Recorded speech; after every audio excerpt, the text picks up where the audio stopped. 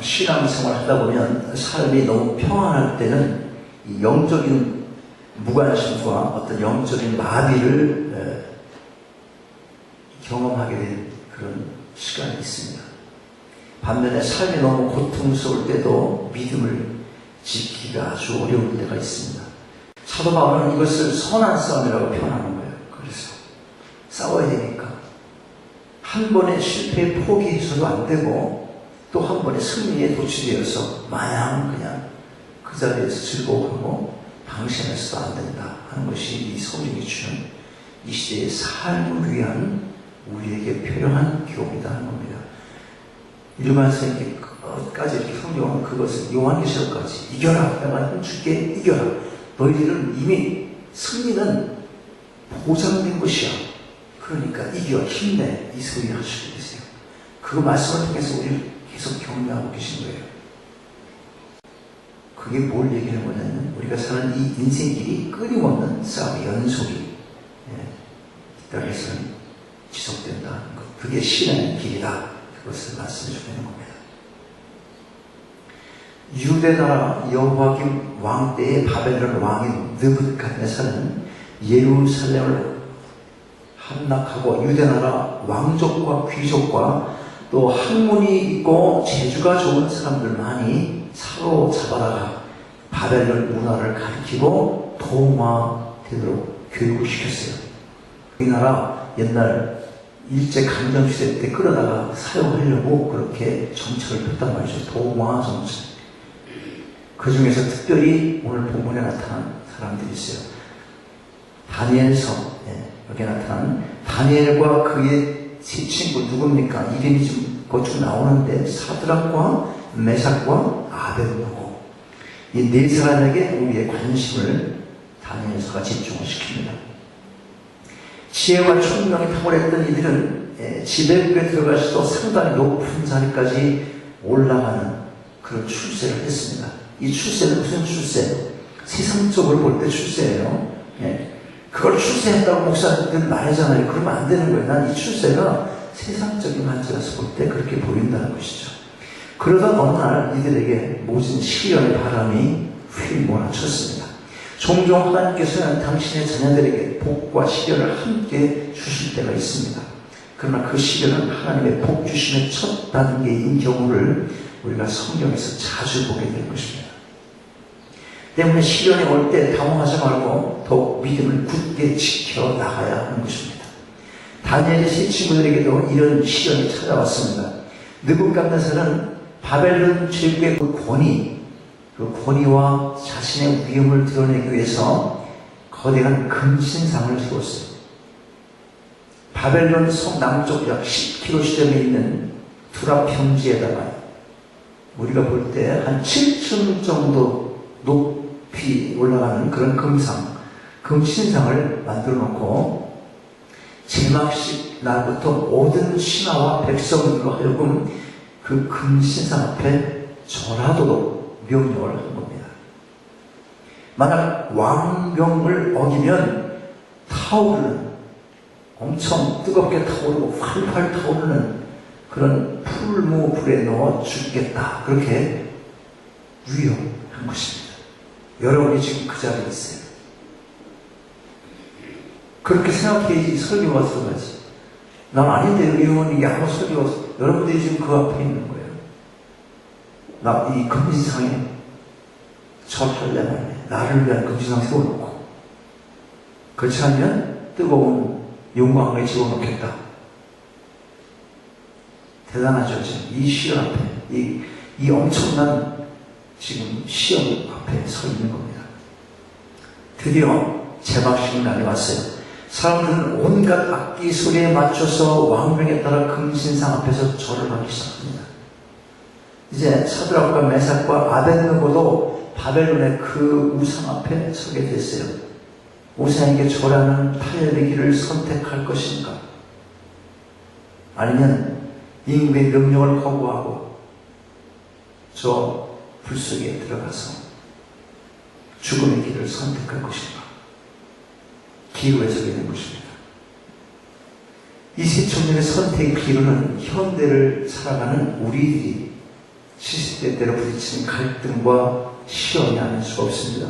그때마다 오늘의 많은 그리스도인들은 하나님의 보좌도 잃지 않고 바벨론의 왕좌도 버리지 않는 그런 적당하고 정당한, 자기 나름대로 정당한 합리화를 시키면서 내가 머무를 곳이 없는가, 그것을 이름하여 회색지대인데 그런 지대는 없을까, 이렇게 눈치를 살피면서 머리를 뭐 한다고? 이럴 때 뭐라고 하는 거예요? 머리를 굴린다.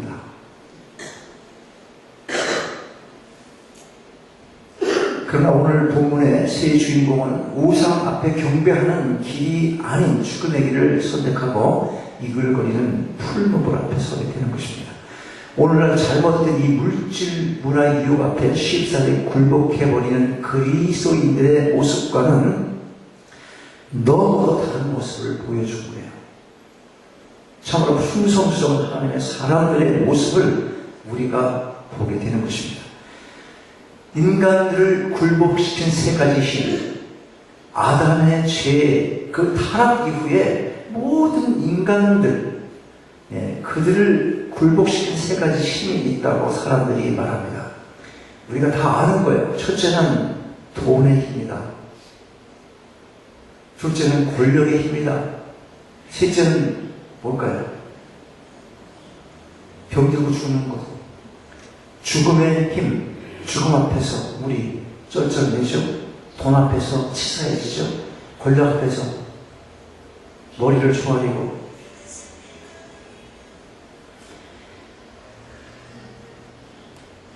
더구나 이 죽음은 우리의 모든 것을 빼앗아 가버리기 때문에 죽음의 공포로부터 자유할 수 있는 사람이 아무도 없습니다.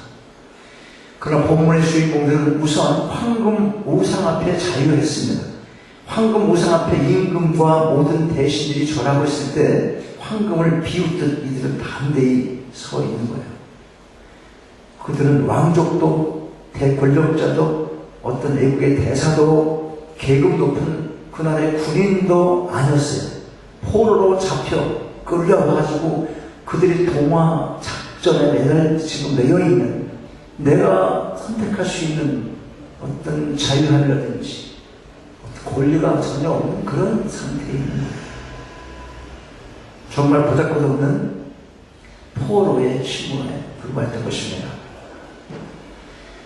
이 산업사회, 우리가 살고 있는 이 산업사회는 누가 물질을 많이 생산할 수 있느냐, 많이 또 생산해서 소유할 수 있느냐, 그거에 따라서 인간의 가치가 달라지곤 합니다.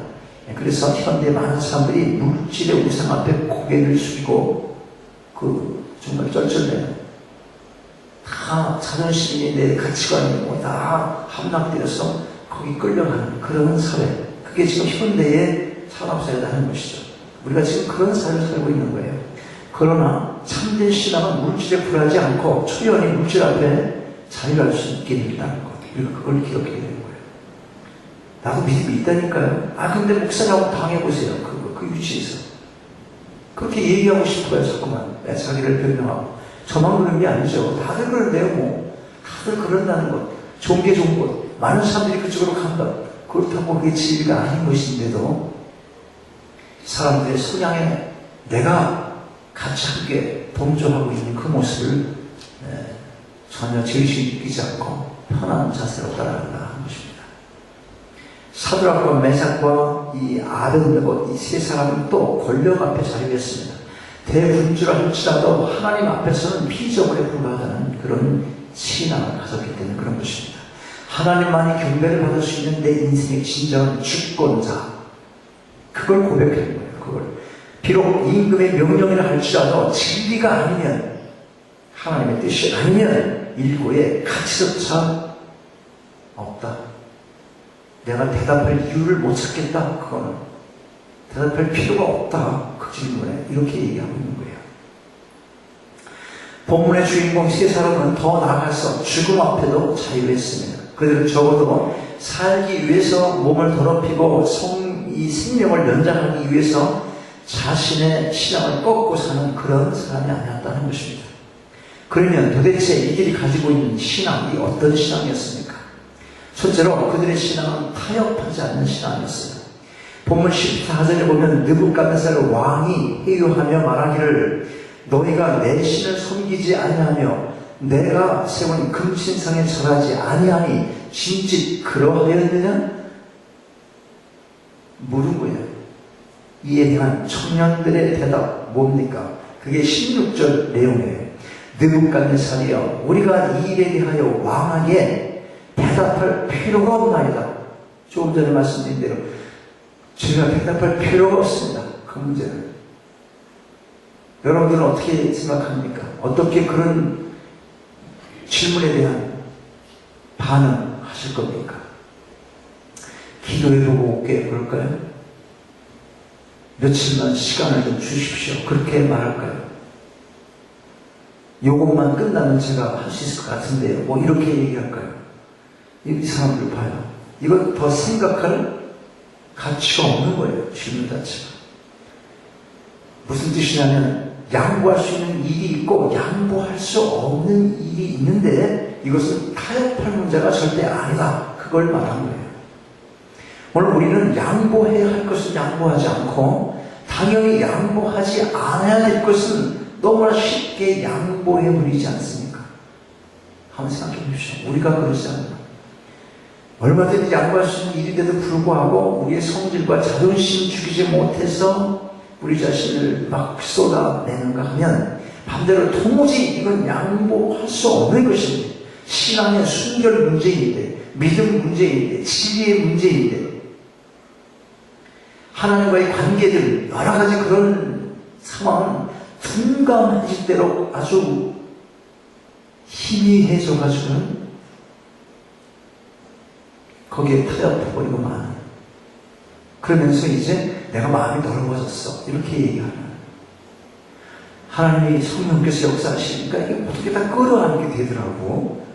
이런 소리 해가면서 구분을 못하고 그런 시대, 우리가 사는 시대입니다.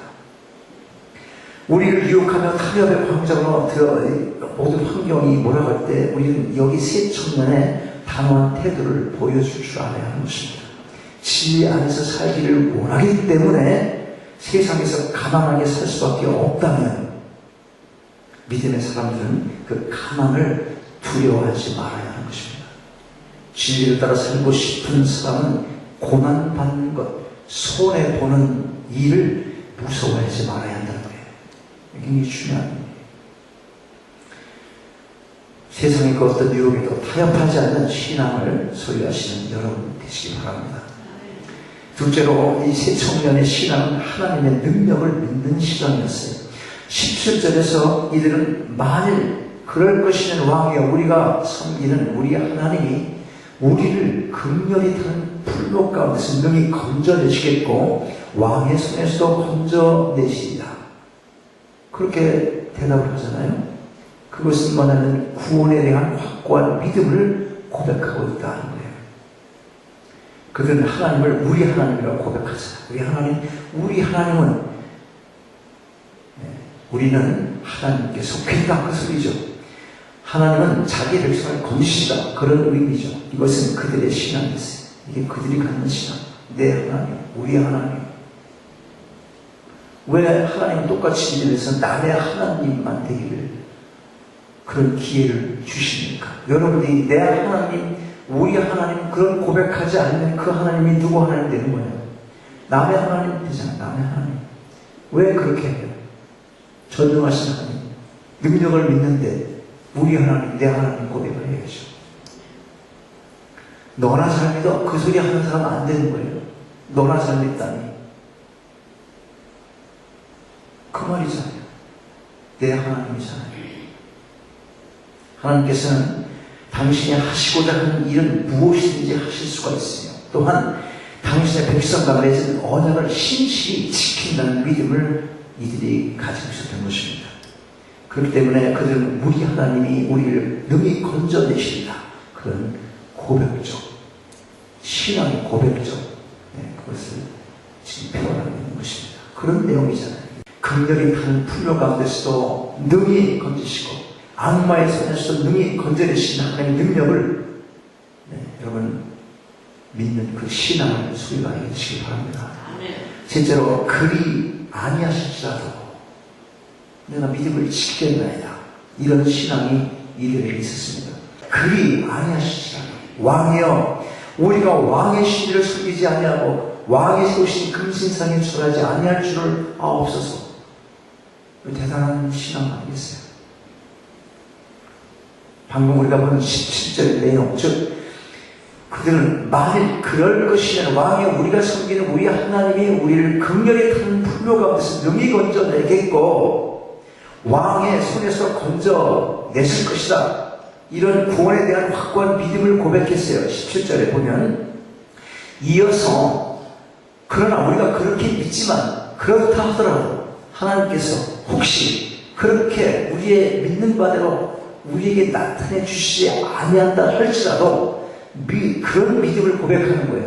그게 무슨 믿음? 그리 아니하실지라도의 믿음이다 이 말이에요.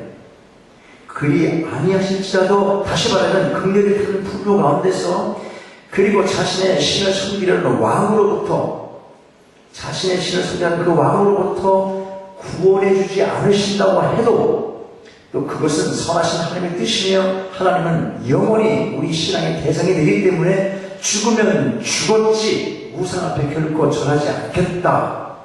그런 신앙 고백을 하고 있는 것입니다. 그러면 이와 같은 그들의 신앙에 대한 보상이 뭐겠습니까? 하나님을 향하여 전적인 신뢰를 보냈던 이 세 청년은 하나님의 특별하신 은총 속에서 그 능력에 여러 가지 체험을 하게 되는 거예요. 그것이 하나님께서 우리에게 주시는 보상이죠. 우리가 그런 믿음을 쓰면 그 보상은 우리에게 당연히 주님께 하나님께서 주실 어떤 의무가 있어서 그런 건 아니에요. 그렇게 하지 않아도 그건 누구 뜻이에요? 하나님 뜻이에요. 그런데 하나님은 보상을 해주시는 것입니다. 세 청년이 풀부분에 던지자마자 불속에 뛰어들어서 그들을 껴안고 구원하셔요.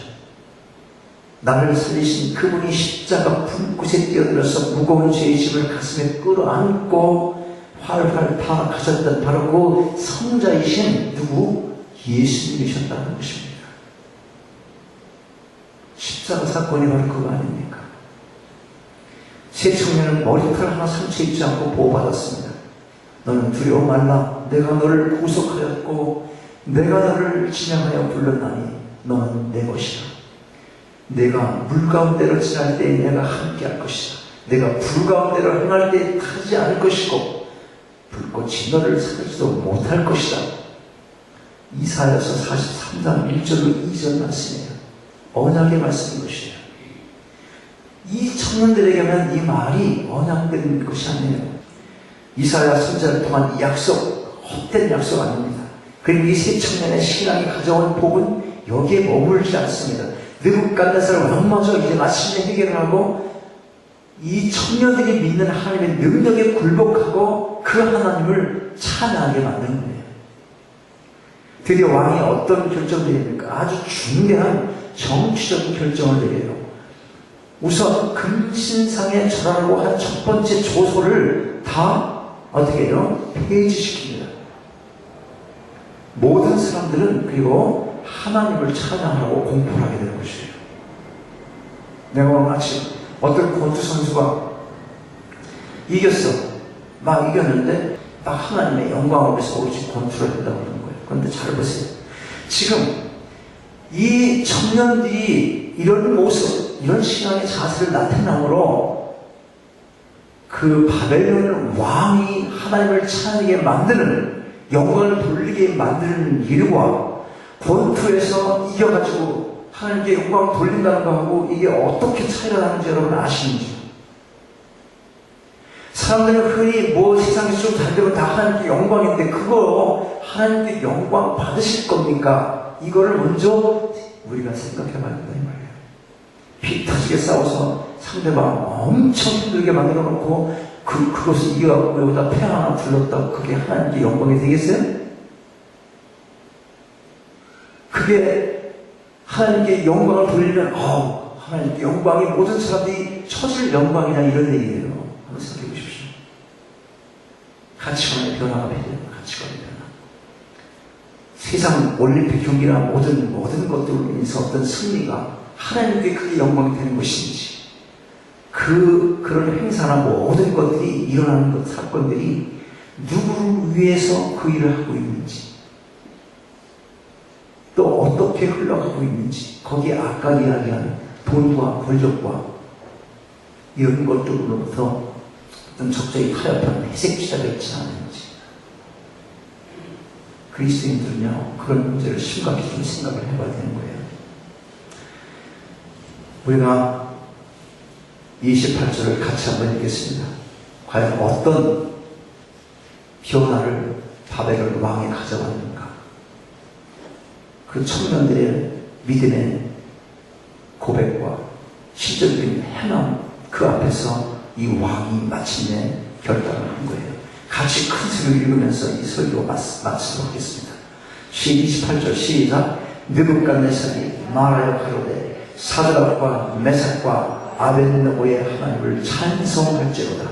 그가 그 사자를 보내서 자기를 의뢰하고 그 몸을 버려서 왕의 명을 거역하고 그 하나님 밖에는 다른 신을 섬기지 아니하며 그에게 절하지 아니한 종들을 구원하셨도다. 여러분, 오늘 말씀 속에서 다니엘의 세 친구가 보여준 이 믿음이 여러분 모두의 믿음이 되기를 바랍니다. 물질의 유혹으로부터 자신을 지키며 모든 시험과 역경 속에서도 하나님의 구원의 능력을 믿으시되 무엇보다도 그리 아니하신지라 하나님의 말씀에 굳게 서실 수 있기를 바랍니다. 그리하여 마침내 모든 시험과 고난으로부터 승리하여 하나님의 영광을 온 세상에 드러내실 수 있는 여러분의 삶을 통해서 온 천하에 드러내실 수 있는 그런 인생 여정이 되시기를 주님의 이름으로 축원합니다.